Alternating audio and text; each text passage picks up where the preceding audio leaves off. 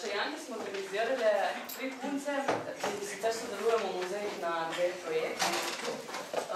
Namen teh čajank je, da se skupaj z gosti in skupaj z obiskovalci na nek tak bolj sproščen način pogovarjamo o muzejih, o družbeni vlogi muzejev in o tem, kaj pravzaprav manjka našim muzejem, kaj je potrebno še narediti, zato da bi bili muzeji, da bi imeli v družbi neko bolj večjo veljavo in večjo moč, da bi lahko spremenili tudi družbo.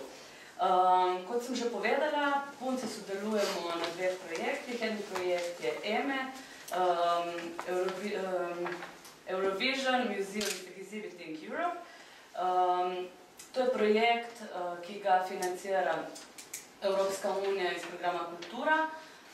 Gre za to, da se v projektu predstavljajo tudi drugačni pogledi, drugačne dimenzije, predvsem gledam našo direktorico dva podzadnji, ki je veselo odmaha in pritrjuje, da se v muzeju predstavljajo drugačne dimenzije muzejskih pripovedi, muzejskih predmetov, predvsem pa novi pogledi, ukvarjajo se tudi z neobiskovalci. Drugi projekt, ki se jutri zaključuje, oziroma jutri je zaključna prireditev, je dostopnost do kulturne dediščine ranljivim skupinam. Gre za projekt, ki ga financira Evropska unija iz Evropskega socialnega sklada in Ministrstvo za kulturo, in katerega bistvo, cilj je vključiti tako imenovane ranljive skupine v delo v muzejih. To sem mogla povedati za voljo naših sponzorjev. Malo za hec, ampak večinoma za res. Zdaj bi pa rada pozdravila naše goste. Hvala, ker ste se odzvali. Gre za mlade, nadobudne, sveže in zelo aktivne muzealce, muzeologe, galeriste.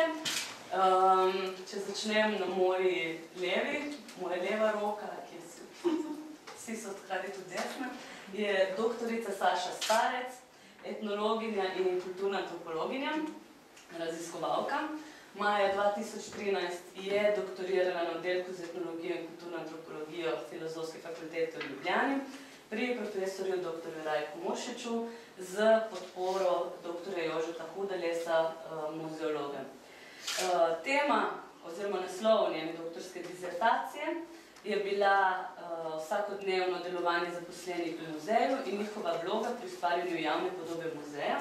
Šlo je za etnografsko raziskavo v 2 muzejih, in sicer v muzeju novejše zgodovine v Celju in otroškem muzeju v Berlinu. Pozdravljena. Druga gostja je Neja Tomšič iz Muzeja tranzitornih umetnosti Mota, drugače akademska slikarka in doktorska študentka na oddelku za filozofijo in teorijo vizualne kulture na Fakulteti za humanistične študije v Kopru. Raziskuje pojav dokumentarnega filma v galerijskem prostoru, je soustanoviteljica Muzeja tranzitornih umetnosti in organizatorka, soustvarjalka festivala Sonika, ki ravno poteka. Tako, pozdravljena. Tretja moja gostja je Meta Kordiš, tudi etnologinja in kulturna antropologinja in umetnostna zgodovinarka, tudi doktorska študentka na oddelku za etnologijo in kulturno antropologijo Filozofske fakultete v Ljubljani. Njena prva knjiga je bila plod dela v Mednarodnem grafičnem likovnem centru, MGLC, in je obravnavala razvoj slovenskega plakata do 2. svetovne vojne. Naslov knjige pa je bil Gospodična, vi ste lepi kot plakat. Med leti 2008 in 2014 je delala v Umetnostni galeriji v Mariboru, kjer je zaključila delo kot višja kustosinja. V Umetnostni galeriji Maribor je pripravila zanimivo razstavo Mi, vi, oni, mariborska altri scena v 80-ih letih. Se sam prav, Gospodična je pa diploma, izdala se je na fakulteti, na MGLC-vi pa tako super, da me je povabil k sodelovanju, smo pripravili razstavo. Zato sem... Odlično, hvala. Hvala Bogu, da jutri danes ne bo padel dež, gre zasluga tudi Sebastjanu Webru, kot edinemu moškemu danes. Sebastian je tudi etnolog in kulturni antropolog, višji kustos v Muzeju novejše zgodovine Celje, kjer pripravlja zanimive, inovativne sveže razstave, ki vključuje lokalno okolje. V diplomski nalogi se sicer ukvarja z državnimi simboli, nato pa zagre za temo urbanih fenomenov, urbanih praks.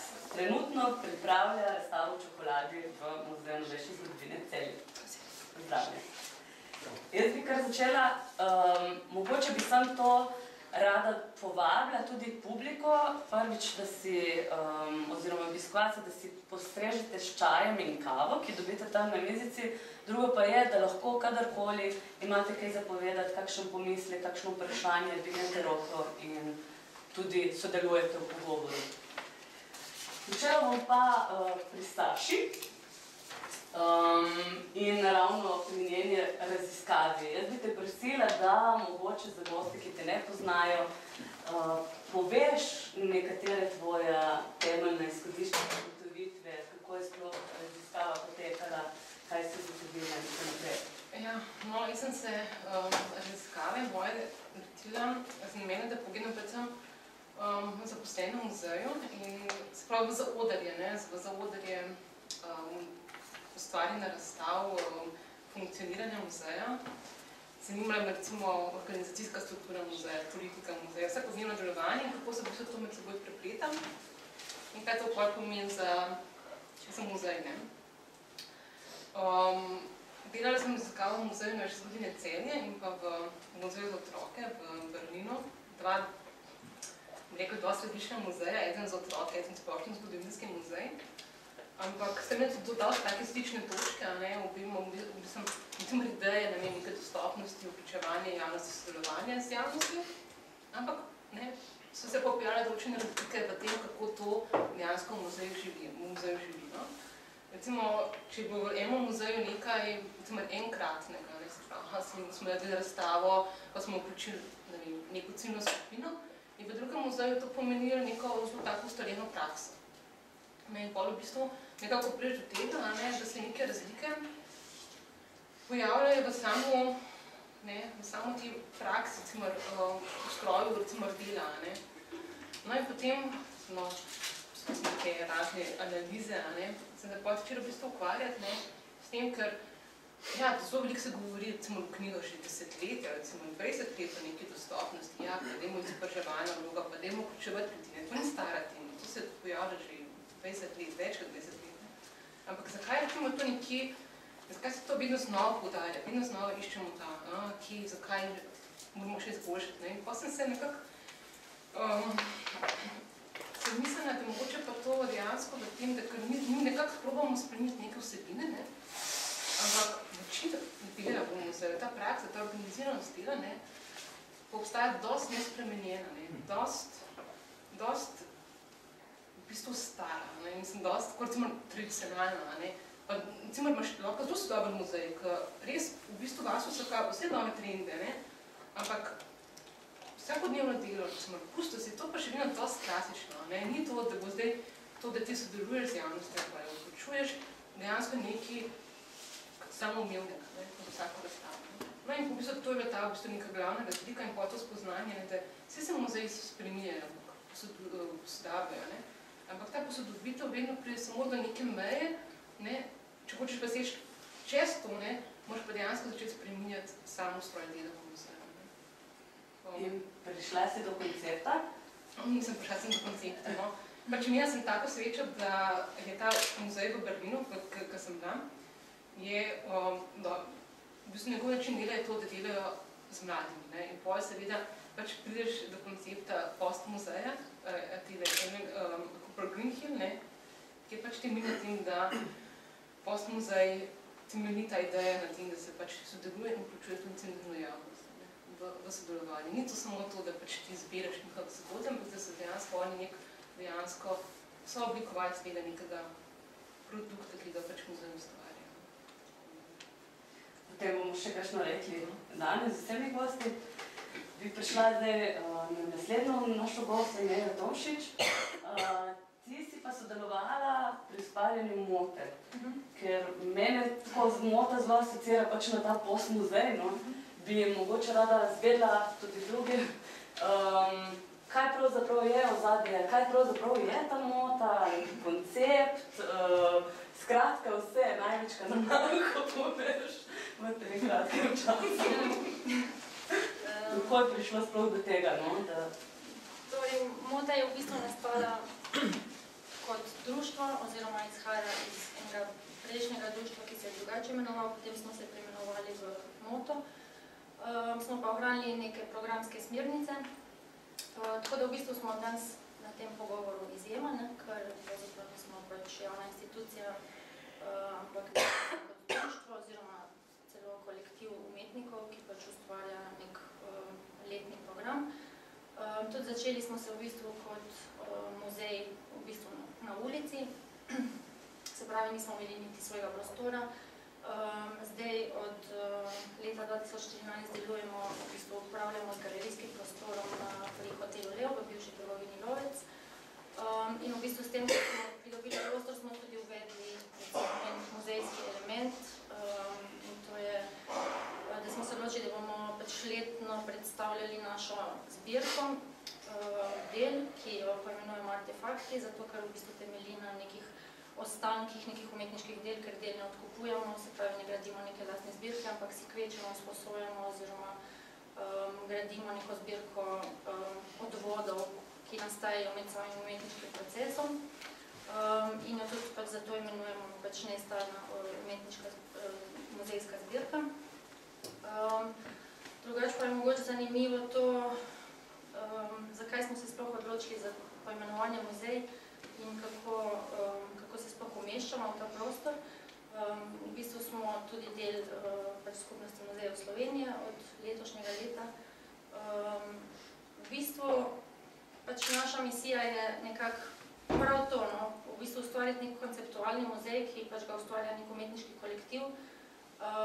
In ravno s tem, da delujemo popolnoma nasprotno oziroma v bistvu kot neko klasično društvo, pravzaprav prej spraševati, kaj je sploh vloga muzeja danes, uvajati neke nove procese, nove procese dela, nove načine pač arhiviranja tudi umetniških del in ustvarjanja drugačne zbirke.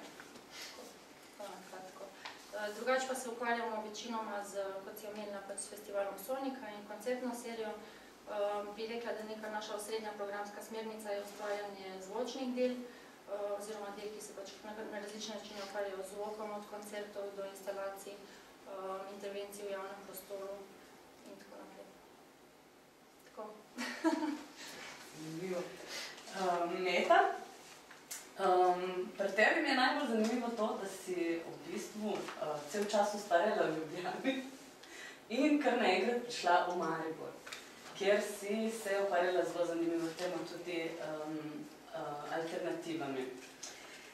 Kako misliti alternative danes in pač kako je bilo pripravljati to razstavo o alternativah v Mariboru in še marsikatero drugo?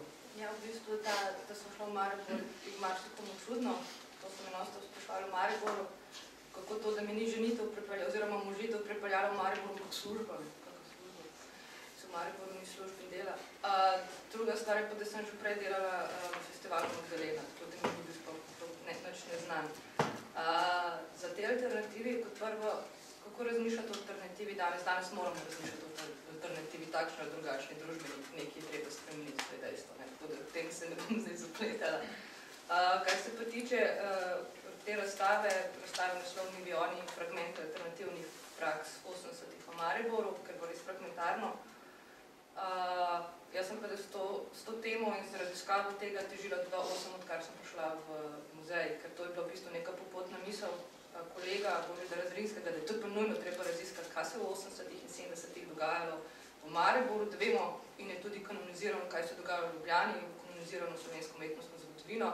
Celje je naredilo svojo nalogo, 99 in 2000 sta bili dve razstavi, mestete Celje, 70 in 80 leta, kaj se dogaja, ti si naredil razstavo 2010, Pevi ne streljati, v glasbi in tudi super, tako da v Mariboru pa ni bilo nič in če nič ni, potem tega ni. In dosti mi ljudje spraševali, da nič ni, da nič ne bo pa ali pa ni kakovostno, ali pa jaz pa nisem se dala ni tako res. Tako da v bistvu to je bila neka umetnostno-zgodovinska popotnica, ki sem odnesla v Maribor in vsakič na kakih kolegih, ki je bil program težaša in scenarila s temi temami.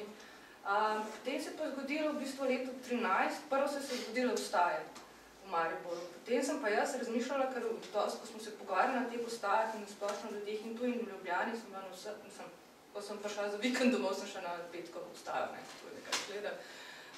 In smo se pogovarjali, pa zakaj se tam, kot je nek déjà vu, da se ful podobne scene, tako 80-ih, kriza posod, gospodarska, politična, družbena, treba nekaj spremeniti. Maribor je pa itak padel toliko globoko, da dejansko je bil to samo, v bistvu to je bilo samo iskra, kar je pač te radarji in je pač počel.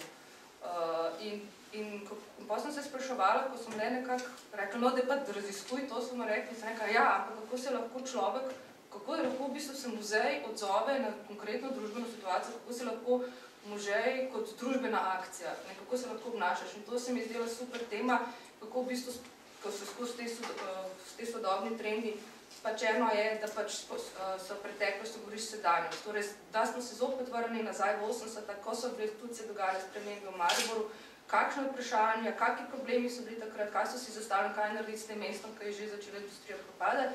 In ponovno so se začeli leta 12-13 in še danes se sprašujejo, kam to mesto voditi. In ljudje so dejansko tudi ugotovili, da pač, če vzamemo stvari v svoje roke, lahko nekaj naredimo, in so se začeli samo organizirati. Tudi vemo, da so bili uspešni, mislim, da v neki mestni četrti že uvajajo participatorni proračun v Mariboru, kar se mi zdi super. In to je vse v bistvu rezultat tega res aktivizma, da se dela in da se sodeluje z ljudmi. To je bila ena stvar, druga stvar, kako sploh pristopiti, kako sploh iskati, kaj je ta alternativa, je bilo v bistvu ta antropološki pristop, da se bi evidentirala ljudi in potem šele ugotavljala, da so oni kopali po svojih kleteh ali pa podstrešjih, ali pa pri bivših ženah, pa pri starših, pa tako naprej, da so nekako našli, če so bili kakšni materiali in dejansko bi pa to tisto, kako v bistvu skupaj ustvarjaš dediščino z ljudmi. Sicer ni pa čisto idealno, da smo pa zdaj skupaj stvari nosili na kupe, pa ureja, ker ni bilo časa, ker sem imela zelo kratek časovni okvir raziskave, priprave in postavitve razstave, potem pa moram še delati program andragoški. Ampak meni je bilo res, zdaj, ko gledam nazaj, to super izkušnja, čudovite ljudi sem spoznala, se še zdaj vidimo, slišimo. Če mi pa takrat vprašali, bi pa vam rekla, da mislim, jaz sem izgorela čustveno, psihično in fizično in po 45 minutah sem šla zatvoriti, tako da nisem preveč je bilo. Ker pa tudi res, ker to, pač imela sem več po 70 intervjujev, 26 ljudmi sem sodelovala z 10 redno in si hkrati si vpleteni v vse te zgodbe, ki so težke življenjske zgodbe, so samomori, ljudje živijo zelo mizerno z nekimi 200-300 evri ali pa živijo od Rdečega križa. In potem se srečuješ tudi, mislim, pa še to od nas je jemno vse, ker dejansko, hkrati pa še tema, ko govorimo o alternativi, je bila, da se pač muzej mora tudi z marginalnimi zadevami ukvarjati, da pokaže tiste skupnosti, ko niso neke meta-narativi. In to je pa spet to, ko sem hotela slediti, pač rečemo tem nekim sodobnim smernicam. Tako da, če se hoče sedaj, pa vse v bistvu motivacije nekega posameznika. Delo, mislim, sistem organizacije dela se bi spremenilo. Tako da je to nakratko. Mislim, zelo zanimiv vidik, kako se pač pri eni neki razstavi, ker deloma odpirajo tudi neke druge zgodbe, tudi navidezno, ne vem, neka umetniška razstava je odprla tudi neke socialne teme. Jaz sem jih posebej to hotel vprašati in smo imeli prav ta vodstva. Vsako vodstvo, ki je bilo, sem imela sogovornika, en izmed razstavljalcev ali pa akterjev v tistem času, da so pokazali, kaj se takrat, kako se dogaja, kako so mislili. Te so tudi, kar veliko njih je še vedno zelo družbeno angažiranih in je pa tudi pomembno bilo, ker ti recimo kot v Mariboru se potem rečemo ta nevladni sektor začel razvijati in to, kar naj bi EPK nekako se govori, naj bi sprožil, Evropske prestolnice kulture, da bi sprožil to neko kreativno industrijo, da bi se tudi gospodarstvo začelo v tem smislu v Mariboru razvijati. Ni tega naredil, ampak so v bistvu se sami ljudje, te recimo neodvisni producenti, pa nakratko tudi prekarci, če enostavno so se združili, začeli povezovati in so začeli proizvati in polniti te prazne prostore v zgodovinskem centru Maribora z novimi vsebinami in se veliko dogaja. In so se fajn povezali in mislim, da je začelo res mesto živeti. Mogoče tudi občina zdaj malo bolj naklonjena, da dajem te prostore, čeprav, kakor jaz vem, dva pomembna inštitucija organizacije GT22 pa Kazino delujejo v bistvu v privatnih prostorih. Tako da ne vem, koliko je zdaj občina dala svoje prostore, ne more, da se nekaj dogaja. Ampak in tudi odzivi na razstavo so bili zelo zanimivi, ker je razstava tudi neki vrste etnografski eksperiment, da pač vržeš kost in potem vidiš odzive, ne? In dejansko si videl, kako se konstruira delišče, res se konstruira, ne? In tudi je bila veliko debato o tem, kdo lahko sploh sodi, kaj je naša dediščina. Zdaj pa je iz Ljubljane prišel pa nam govoril, kaj je naša dediščina. Tudi to so očitki v medijih, ne? S tem, da sploh niso pogledali, da sem jaz tam že v bistvu 6 let in če delaš v mestni inštituciji, seveda se ukvarjaš z njihovo dediščino, z njihovimi stvarmi. Tako da, ja, so bili tudi napadi, ne? Če sem malo, vse sem se dosti krčala, da zdaj me je strah, da bom zabogala kdo napadl, ne? Da sem prešala. Ampak ker ljudje so, ne? Pač, a v bici pač levo naproti, da sem štajerska nekaj. Ker so bili pač, ker eni niso hoteli sodelovati, ampak sem bila vesela, ker so pač te naredili svojo razstavo in se še naprej govorili in dejansko se začeli razmišljati. Zgodile so se še druge razstave, zgodil se tudi koncu dokumentarni film RTV, tako da lahko nekaj sprožiš, lahko se ljudje začnejo spraševati, če je tudi zanimiva tema, če se res povežuje z okoljem in z ljudmi. Tako da to, no, alternativa vedno je, ampak mora najti pot. Kratko. Patetično. Bom še Sebastjana vprašala, ki tudi veliko sodeluje z ljudmi, ne? Ravno kar pripravljaš razstavo v čokoladi, s čim nas bo zdaj presenetil, oziroma ti delaš razstave, ki so na nek način sveže in ki vključujejo javnost, podobno kot mislim, da vse ostale sogovornice. Kako pač ti to uspeva, no? Kako, na kakšen način? Ali pa kako mi ne uspeva. Ali pa tudi to bi bil dobro. Oba vidika. Najprej hvala lepa za povabilo, sem res presenečen, da imaš za mladega in perspektivnega vizualca po 7 letih delovne dobe in 35 letih. Tako da mislim, je lepo slišati, po drugi strani pa kaže na neko naše splošno stanje v muzeji. To je ona zgodba, ko imam moče odprl. Ja, jaz kot etnolog, kulturni antropolog, mi je bilo to, da pač sem med ljudmi neka taka stalnica, ki sem se jo naučil že kot študent in je normalno, da sem v bistvu pri vseh razstavah poskušam vključevati ljudi, ker mi je teren pač nuja, zaradi katere se mi zdi, da sploh sem v muzeju. Jaz sem imel to srečo, da ko sem prišel v muzej 2008, sem bil nekako zamenjal za takratno direktorico, Tanja Rožnberger, ki je zdaj v etnografskem. In je v bistvu se to zgodilo čist z danes na jutri in jaz sem bil poslan direkt v en projekt, čist surov, svež in ta projekt je bil na terenu in je bil že tak nastavljen, da je v bistvu nujno je bilo treba sodelovati z ljudmi in v bistvu sem pa iz teh začetkov tudi nadaljeval to delo, ko je v bistvu že pred Tanja načela, ker ko je prišla Tanja v naš muzej, je bil v bistvu to nekako pomembna prelomnica, ker je prej nismo imeli etnologa in v bistvu Tanja začela potem sploh se ukvarjati s to urbano problematiko, urbanizmi, z delavsko kulturo, z obrtniki in zato je bilo nujno treba iti na teren in seveda sodelovati s terenom, ga v bistvu nekako dobiti v muzej, po drugi strani pa, da gre tudi muzej končno izven svojih zidov. Zdaj, kar se tiče tega, koliko uspeva pridobiti ljudi, da sodelujejo z nami, je to včasih tak mission impossible, včasih je pa to z lahkot. Včasih se ti zdi, da imaš super temo za to, pa cel žur, pa ni dobenega, takrat, ko bi igralo. Po drugi strani imaš pa eno temo, ko se ti zdi, pa imaš pa cel kup ljudi, tako da ni nekega muzeja, res ena taka posebna specifika, lahko bereš ne vem koliko menšev, pa ne vem kaj vse, na koncu, ko si ti na terenu, se stvari se dogajajo spontano. Jaz sem predvsem poskušal, ko sem prišel nekako izhajati iz sebe, ker sem bil pač takrat star 17 let, sem začel vnašati v to svoje delo neke stvari iz svojega življenja, kar se tiče neke te komunikacije, ko je že takrat deloma potekalo tudi prek državnih omrežij. Jaz sem predvsem najprej videl to manjko moje generacije v muzeju, ker v bistvu sploh ni bilo in se veliko ukvarjal s tem, na kak način dobiti eno tako svežo publiko muzej, sploh tisto staro med 20 pa 35 let, ko se mi zdi, bodi si ena zaradi nezanimanja, druga zaradi nima časa, ne hodi v muzej. In sem se jim pač želel približati na tak način, da sem začel uporabljati te sodobna medmrežja, socialna, Facebook, YouTube. Zato sem že tam kar na začetku, enkrat smo imeli celo en Facebook party v muzeju.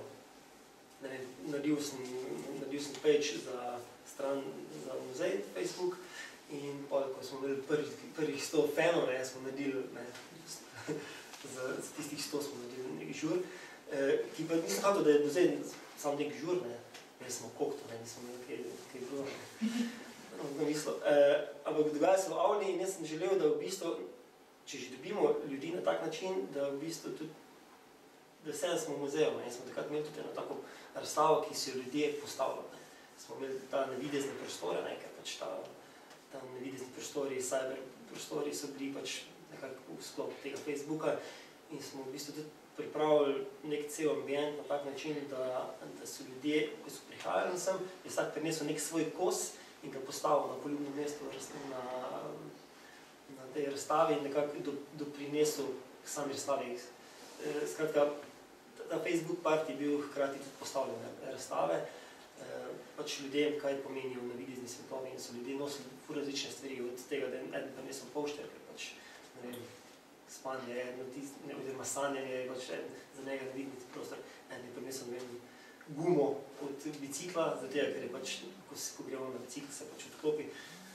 Skratka, na različne načine so ljudje to pokazali in se takrat ugotovil, da v bistvu je pomembno, da se ti znaš približati ljudem skozi kanale, s katere oni sami komunicirajo, da pač enostavno samo ena vabila in take stvari ne grejo skozi. In enako sem upoštevam pri vseh ostalih razstavah, da se nekako poskušam približati na način, ki je ljudem blizu. Zdaj, verjetno bomo o teh stvari še govorili, tako da sem samo omejil ravno zdaj. Kadarkoli te prime, kar povedane. Jaz bi mogoče še vprašala Nerejo, kako je pri vas izkušnja za obiskovalce? Mislim, ker ta sodobna umetnost pač ni taka stvar, ki bi mu pritegnila dosti ljudi, oziroma se mi zdi, da večina jo prešprica, recimo v srednjih šolah ali pa v nekih teh formalnih izobraževalnih ustanovah. Kako vi privabite publiko, kateri publiki je namenjena, kakšni so problemi odzadaj za tem? V bistvu je zelo raznoliko. Predvsem se mi zdi pač, da je pomembna neka kontinuiteta in prepoznavnost pri publiki. Ampak še vedno pač je tako, kot je rekel, on pač pravzaprav pri organizaciji dogodkov in razstav pogosto pač ne moramo sploh predvideti, pač nekaj je lahko super, pa ni nobenega, pa nekaj pa je lahko pač zveni brez veze, pa je pač ogromno ljudi. Mislim, da naša ciljna publika so predvsem mladi, pa ljudje, ki jih zanima glasba in mislim, pač počasi s tem, ko organiziramo neke pač kontinuirane dogodke, se v bistvu se potem pač tudi samo razve. Drugače pa poskušamo pač predvsem dosti delovati v smislu nekih delavnic ali pa pogovorov in dostikrat tudi v bistvu, ko delamo pač umetniške produkcije, v bistvu vključujemo našo publiko tudi v sam proces oziroma poskušamo najti v mestu pač nekaj ljudi, ki bi jih zanimalo sodelovati pri pač soustvarjanju umetniškega dela.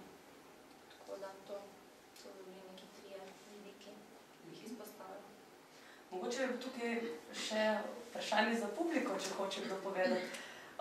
Kaj se vam zdi pomembno, recimo, pri nekem muzeju, da bi ga obiskovali?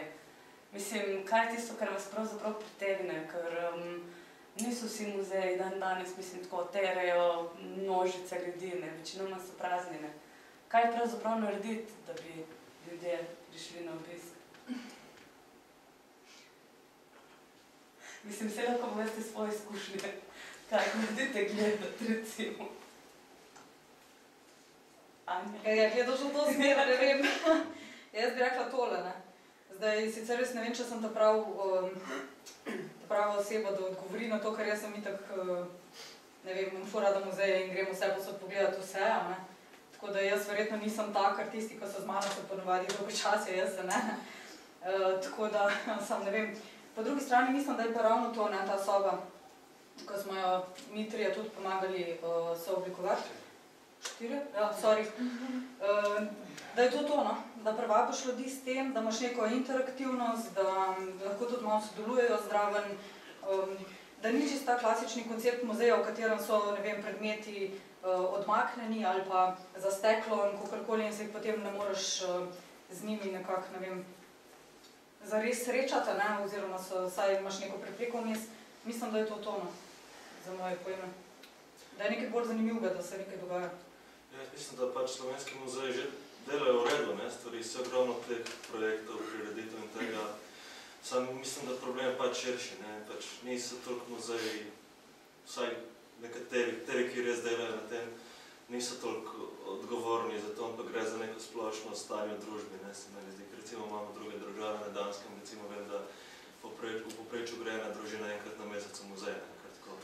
To je bolj stvar čisto pač v bistvu publike, ne? Ja, sej, to je problem tudi, ne? Tudi malo publike. Moje dosti gledna, ne, ta. Ker ta muzej recimo ima super, ne, ali pa za etnografski muzej, vem, tudi tako, ali pa tudi v Celju, ne? Ko sem bil večkrat, ko sem bil majhen, ne, ko je bil ta Herman Visák, to je bilo super, ne?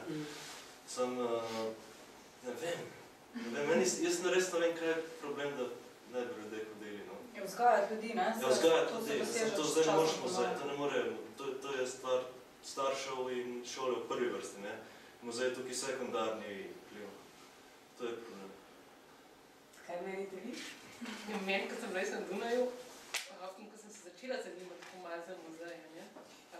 Meni so bili napretivni plakati, ko sem res podobitev odštekani plakate z takimi zanimivimi naslovi.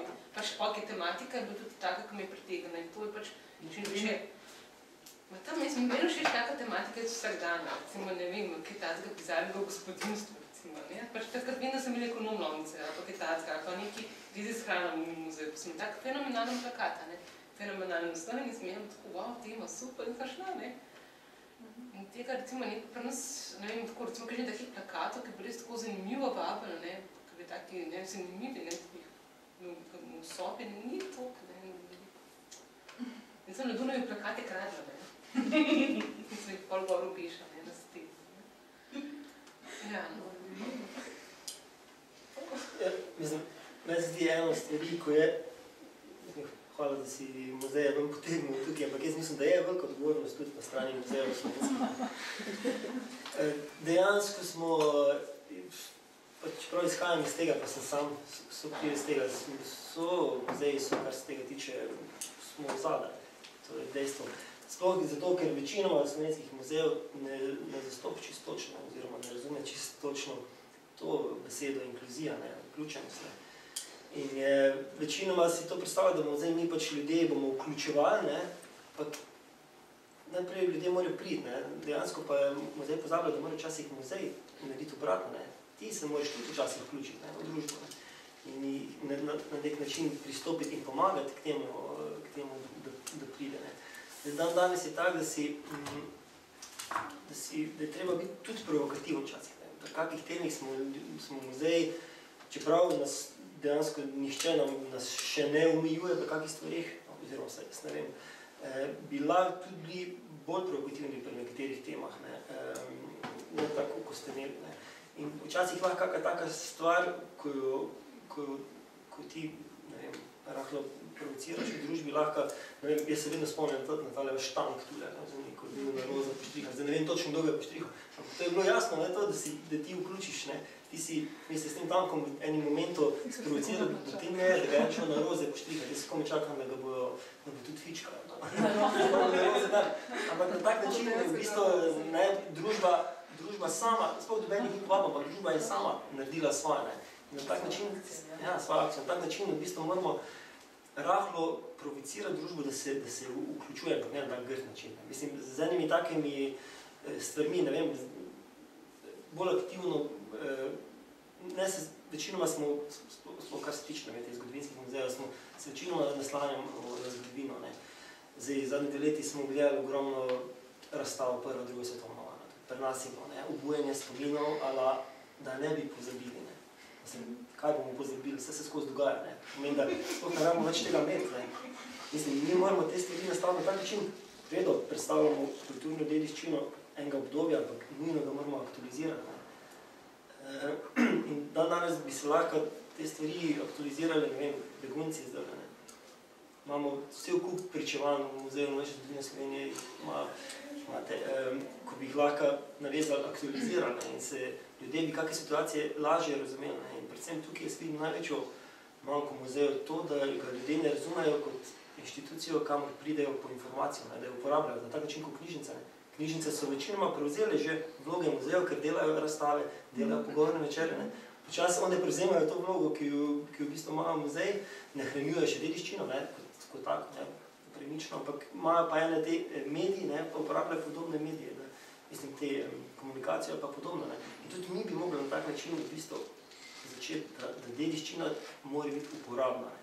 Morajo priditi, videti, poiskati in mi moramo ponuditi, ne, da se, mi se še vedno preveč zapiramo, ne, še vedno preveč kopičimo, kar je tudi malo krivo to, da se pač večinoma muzejev in država vrednoti potem, koliko veliko naberejo čez let materiala.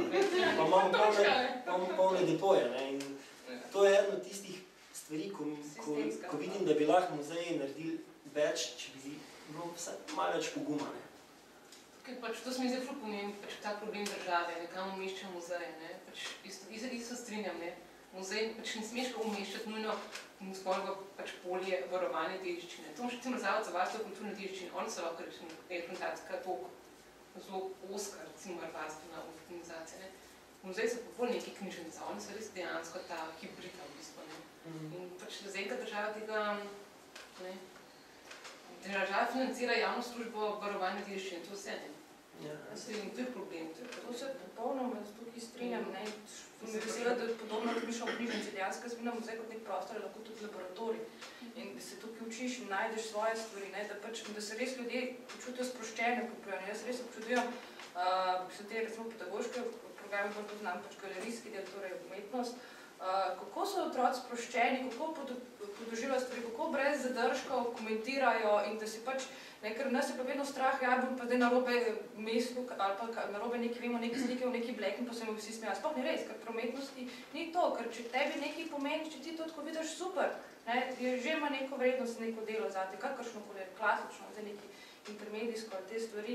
In moja izkušnja tudi je, ko greš ti direktno ljudem, jih direkt povabiš na konkretno razstavo z nekim namenom in se pač vključiš, jih povabiš, je čist drug odnos. Recimo sem delala eno razstavo, kjer je fotograf slikal Hutorjevo kolonijo in je HK naslovil in potem so prav posebej vabila te ljudi v Hutorjevi koloniji in pa tudi s Hutorjevega bloka Mariboru ne pridejo na vodstvo, pa da bo tam je tudi najmlajši sin tega gospoda Hutorja, bo nek pogovor in vse tako in tudi predstavitev knjige. Tako da v bistvu pač v Hutorju, ki ga je napisala, mislim, da je Jerneja Frljić, tako da pač poveže stvari. Isto je bila muzejska noč in smo imeli ti neki arhitekturni natečaj, in arhitektura, ki naj bi se v EPK zgodila, pa se ni, torej na Breže Drave, Nova galerija, Pan Brv, in to urejeno urbanistično je pač se dotikalo tudi okolja, kjer živijo Romi v Mariboru. In se mi zdelo, da moramo mi njih povabiti in bo pač vodstvo v romščini, ampak to se moraš pač z ljudmi ukvarjati, moraš se vzeti čas in moraš iti tja, ne.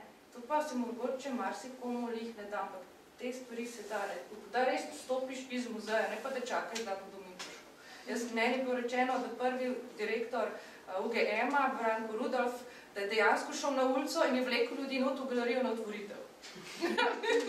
Te stvari, tako da, ampak Bruno je bil čist prepredan s temi novimi idejami, denimizmi in tako naprej, ampak res intelektualec, ljudi, mislim, super človek in so mi razlagali, ne, in to si predstavljate to 50-ih, 60-ih letih, tisti delovski bum v Mariboru povleče folk z ulice, ampak to je to, moraš iti ven.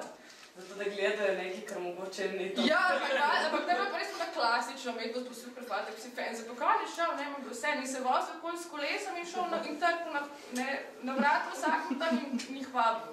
Mislim, to je meni, ne, mislim, neverjeten človek mi ful spregledati, tako da tudi njega treba malo osvetliti, ampak to je to, ne moraš iti dol ljudi. Ampak, že ko si to začela, ne, midve sta tudi delali eno pač temo, ki se dotika zdaj, ki mislim, da jo bomo v bodoče malo več nagovarjali, to je privatizacija znanja v muzejih. Naslednje leto v maju je v Dubrovniku interkongres Mednarodnega antropološkega združenja in z letu so pripravljali en panel, oziroma kako se skorečen sklop, ki pač naslavlja vprašanje privatizacije. Tako da, a lahko še o temu kaj poveš, ker dejansko po eni strani muzeji poskušamo se odpirati javnosti, po drugi strani nas te ekonomske krize silijo v to, ker je sredstvo vedno manj, prisiljeni smo iskati neke alternativne oblike financiranja, ampak kaj to pač hkrati pomeni, Kdo dejansko bo po nekih analogijah iz tujine, kdo bo dejansko tisti, ki bo odločil, kaj se bo s to dediščino zgodilo, kdo bo tisti, ki bo odločil o dediščini, ki bo imel praktično preko tega kapitala, ki ga bo vložil tudi moč. In katere zgodbe se bojo potem prikazovali v muzeju, kjer bojo bolj spet te metanarativi. No, IOS je v bistvu International Union of Anthropological and Ethnological Sciences. V bistvu vsake 5 let je velik kongres, to so pomestni interkongresi, da se pač te članstvo te stvari porazdobijo. Naslov tega interkongresa je svetovna antropologija in privatizacija znanja. In iz tega so mi izhajali, pač tudi dediščina je znanje, tako kot knjižnica, arhivi, do tega, kot so nam skozi nam zakoni in razni etični kodeksi in vsi nam skozi stupijo, da to je pripada celemu človeštvu, dostop morajo imeti vsi, vse ranljive skupine, bla, bla, bla. Eno je teorija, druga pa vemo, kakva je praksa. Od 80 oziroma od 90-ih naprej vedno bolj okrnjeno financiranje muzejev posod po svetu in se pač zateka v razne druge oblike financiranja. Tukaj potem lahko zapadeš, kdo te sponzorira in so pač dosti te probleme. Ti si izpostavlja problem, da en velik gigant korporacija, ki nafto proizvaja nekaj trži, je v bistvu hkrati velik sponzor in supporter National Historical Museum v New Yorku. In ta korporacija zanika klimatske spremembe, v njih predstavljajo. To je diskrepanca, recimo. Sejt je bil tudi napaden, ker ima velikega sponzora British Petroleum, ker je naredil že toliko ene škode po svetu, ekološke te stvari. Potem so to problemi, ko so te sesute razstave, kaj se z njih države, kaj se z njihovo dediščino dogaja. Ni naključje, da je recimo v Atenskem zgodovinskem muzeju jih slučajno izklopila naravno, pa jih slučajno so tisti najbolj dragoceni predmeti izginuli iz muzeja. Ker pač je sesuto varovanje, ni investiranje v to in pač pa vsak se malo znajde. Tudi je razlog, zakaj je Zemaljski muzej recimo v Sarajevu zaprt že nekaj časa.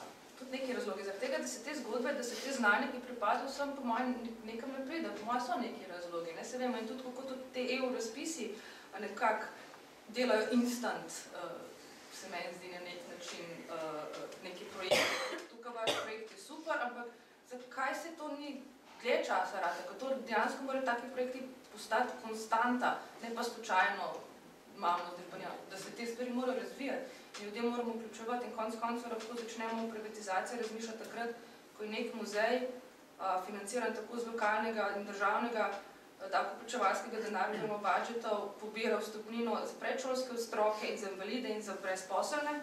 Vse, ni nobene izjeme, kako bojo pa te ranljive skupine dostopale do tega znanja, ki jim pripada. Sicer organizirajo pa posebne neke delavnice za te ljudi, za brezposelne vodstva, ne vem kam, ampak a so te ljudje manj vredni, se morajo segregirati od normalnih ljudi? Normalni. To so vsi normalni. Tako da mogoče tu je to gledati, kako se, kdo ima dostop zdaj sploh do tega, katere skupine, bo spet samo višji ali pa srednji razred, ali bo vsem zdaj to pripadalo. Tako da to sem pa začela, kako sploh dostopamo do teh stvari, se tudi na drugih področjih kulture. Ne vem, recimo Ivana Džilas pravi, ona z veseljem režira te predstave za otroke, boji pa se, da velikemu procentu otrok, a s podeželja pa bolj socialno ogroženih, ne mora dostopati do njih predstav, ne mora za njih delati z veseljem. Kako narediti te prepreke? Ne rečem, da mora biti zdaj kultura in vse to skrb za ston, ampak moramo najti neke mehanizme, da omogočimo, da imajo ljudje, ki sicer ne morejo dostopati, da lahko dostopajo.